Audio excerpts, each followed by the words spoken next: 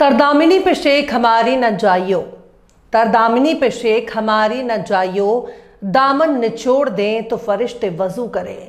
सलाम, नमस्ते, सत श्री अकाल। मैं हूं आपके साथ हर्षिता मिश्रा और आप देख रहे हैं टाइम्स मेल। तो आखिरकार इजराइल को हमास के आगे नाक रगड़ना ही पड़ा। 15 महीनों तक गजा में खाक छानने के बाद झक मार कर इजराइल को उसी हमास के साथ समझौता करना पड़ा, जिसे इजराइल अपना सबसे बड़ा दुश्मन मान रहा था, जिसे मिटाने के लिए नेतन्याहू पूरी दुनिया के सामने चीख चीख कर कस्में खा रहा था कि हम गजा में घुसकर हमास का नामो निशान मिटा देंगे। पर हुआ ठीक इसका उल्टा। अब तो यह हालत हो गई है कि इजराइल के भीतर से ही नेतन्याहू को गालियां पड़ रही हैं।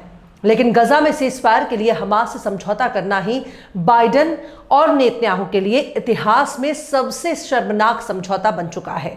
इस समझौते की वजह से न सिर्फ अमेरिका के सुपर पावर होने पर सवाल खड़ा हो रहा है, बल्कि पूरी दुनिया में इजराइल नाम के जिस गुब्बारे में हवा भरकर फुलाया गया, वो गुब्बारा भी फुस हो गया। चंद हथियारबंद लड़ाकों ने इजराइल और दुनिया के सबसे ताकतवर देश को घुटने टेकने पर मजबूर कर दिया। इसे अमेरिका के लिए सबसे बड़ी हार के तौर पर देखा जाना चाहिए, क्योंकि गजा में कत्लेआम करने वाला असल में अमेरिका ही है।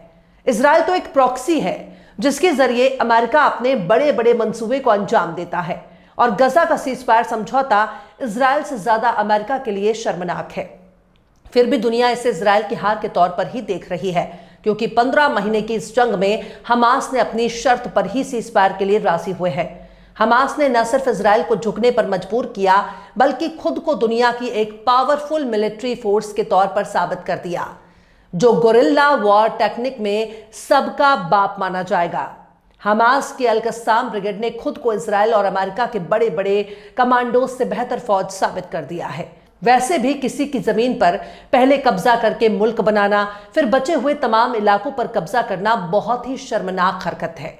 पर जिसकी लाठी उसकी भैंस। फलस्तीन पर कब्जे के बाद यूरोप के हाथ में लाठी आ चुकी है, और वो इसी लाठी के दम पर फिलिस्तीन को बांटकर एक मुल्क बनाने में कामयाब रहा। वरना सुल्तान अब्दुल हमीद खान सानी ने खुद को तबाहों बर्बाद कर दिया, पर यूरोप के आगे घुटने नहीं टेका। अगर आज से 100 साल पहले जुब्बे वालों ने गद्दारी ना की होती, तो आज भी खिलाफत उस्मानिया कायम रहती। बिना साजिश के फलस्तीन पर कब्जा करना आसान काम नहीं था। खैर, यूरोप के दम पर इजराइल बनाया गया, पर जिनके मुल्क पर यूरोप ने इजराइल की आड़ में अपना मिलिट्री बेस बनाया, ये सब कुछ फलस्तीनियों के लिए नाकाबिले बर्दाश्त था। आज भी फलस्तीनी अपने मुल्क को यूरोप से आजाद कराने के लिए लड़ रहे हैं। हो सकता है कि आज नहीं तो कल इजराइल को पूरा फिलिस्तीन ही खाली करके यूरोप भागना पड़े। इजराइल ने हमास को झुकाने और गिराने के लिए बहुत कोशिश की। हमास को गहरे जख्म भी लगे, अपने बड़े बड़े लीडरों को खो दिया, पर झुका नहीं है। हमास अपनी शर्तों से पीछे नहीं हटा। सब कुछ तय होने के बाद भी बार बार नेतन्याहू सीजफायर डील को कैंसिल करने के लिए कोई ना कोई शर्त घुसेड़ देता था। पर इस बार जब उसके सैनिक लगातार मारे जाने लगे और बहुतों ने गजा में जंग लड़ने से इनकार कर दिया, तो इजराइल के भीतर नेतन्याहू के खिलाफ आवाज उठने लगी। बंधकों के परिवार वाले नेतन्याहू की नींद हराम कर चुके थे।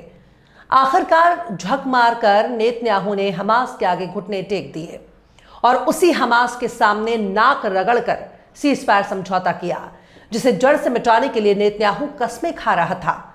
इतवार की सुबह भी इजरायली बंधकों की लिस्ट पहुंचने में देर होते ही नेतन्याहू ने सीजफायर समझौते से मुकरना शुरू कर दिया, पर हमास ने जल्द ही बंधकों की लिस्ट नेतन्याहू के मुंह पर दे मारा, जिसके बाद अब नेतन्याहू की तमाम साजिशें बेकार हो गई हैं। ट्रंप भी नेतन्याहू पर जल्द से जल्द समझौता करने के लिए दबाव बना रहे थे, इसलिए सीजफायर करना ही पड़ा। पर हमास से करारी हार मिलने पर उतनी तकलीफ नेतन्याहू के लिए नहीं है, जितना इजराइल के भीतर से बड़े बड़े अफसरों और माहिरीन से मिलने वाली लानत है। इजराइल के बड़े बड़े माहिरीन और रिटायर्ड अफसर नेतन्याहू और इजराइल की फौज को लानत भेज रहे हैं और कह रहे हैं कि तुम करने क्या गए थे, तुम तो अपने मुंह पर कालिक पुतवा कर चले आए। हमने बेटों को गवा दिया, कुर्बान कर दिया, पर बदले में हासिल क्या हुआ? तुम बंदूक लेकर शिकार करने गए थे, पर खुद की आंख फुड़वा आए। सारी मेहनत ही तुमने बेकार कर दी। बदले में हमें क्या मिला? दुनिया ने हमें अपराधी मान लिया और फलस्तीन के समर्थन में दुनिया के बड़े बड़े देश खड़े हो गए और हम अपने बच्चों की लाश पर रोते रह गए। इजरायली चैनल I24 न्यूज के अरब मामलों के टिप्पणीकार कमेंटेटर ज़वी येहेज़केली ने इतवार को इजरायली अखबार मारिफ को दिए गए एक इंटरव्यू में कहा कि सीज़फायर के बाद हमास सड़क पर निकलकर जश्न मना रहा है। यह नज़ारा बेहद तकलीफदेह है। यह हमारे जंग के मकसद से बिल्कुल उलट है। क्या हमने इसी दिन के लिए 15 महीनों तक जंग लड़ी थी? हमने कई घरों को तबाह कर दिया, हमने अपने सबसे अच्छे बेटों की कुर्बान कर दिया, और आखिर में हम क्या देख रहे हैं? यही कि आज हमास जश्न मना रहा है, उनके लिए इंसानी मदद पहुंच रही है, हमारी एलिट आर्मी वापस लौट रही है। 15 महीने की लड़ाई के बाद भी जंग को हम अपने हक में बदल नहीं सके।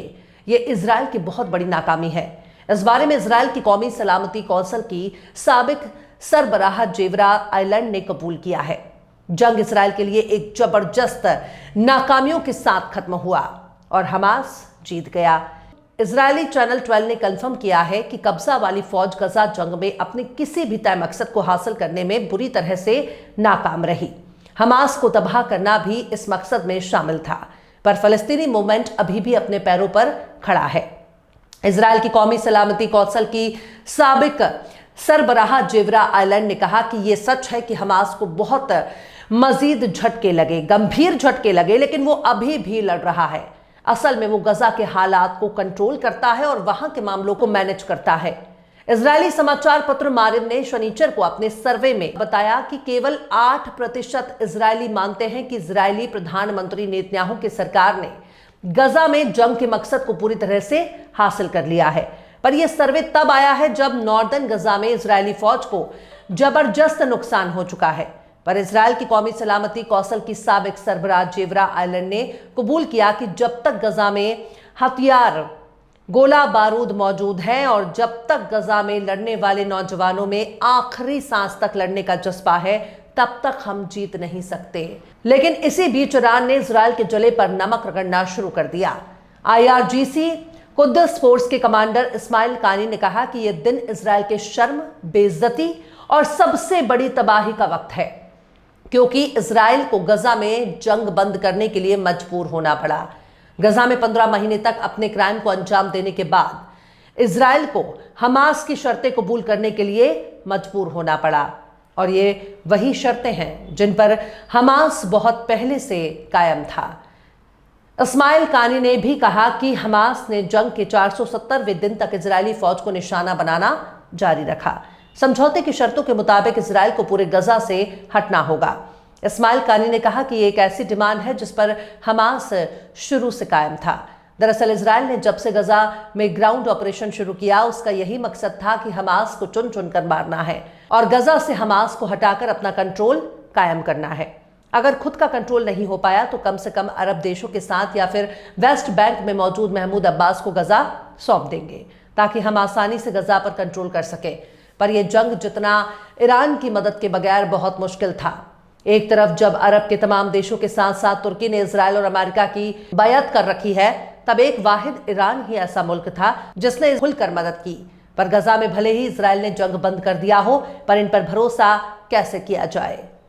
चलते चलते आखिर में मुनीर नियाजी ने भी क्या खूब फरमाया है, अपनी ही तेग अदा से आप घायल हो गया, अपनी ही तेग अदा से आप घायल हो गया, चांद ने पानी में देखा और पागल हो गया। फिलहाल इस खबर में बस इतना ही। इस खबर को आप हमारे साथी शम्स तबरेज की कलम से सुन रहे थे। आपको कैसा लगा कमेंट बॉक्स में जरूर बताइए। वीडियो पसंद आए तो यूट्यूब के वीडियो लिंक को फेसबुक, ट्विटर, व्हाट्सएप पर अपने रिश्तेदार, यार, दोस्तों को भी शेयर करें और बेबाक, निष्पक्ष, स्वतंत्र पत्रकारिता को सपोर्ट करने के लिए आप हमारे चैनल टाइम्स मेल को जरूर से सब्सक्राइब करें और हाँ, बेल आइकन की घंटी वाली बटन आप जरूर से दबा दें, ताकि आपको हमारे आने वाले नए वीडियो की नोटिफिकेशन फौरन ही मिल जाए। फिर मिलता है किसी और वीडियो में एक नई खबर के साथ। हर्षिता मिश्रा को दीजिए इजाजत। जय हिंद। अगर अभी तक आपने हमारे चैनल टाइम्स मेल को सब्सक्राइब नहीं किया है तो जल्दी से सब्सक्राइब कर दें और बेल आइकन भी प्रेस कर दें।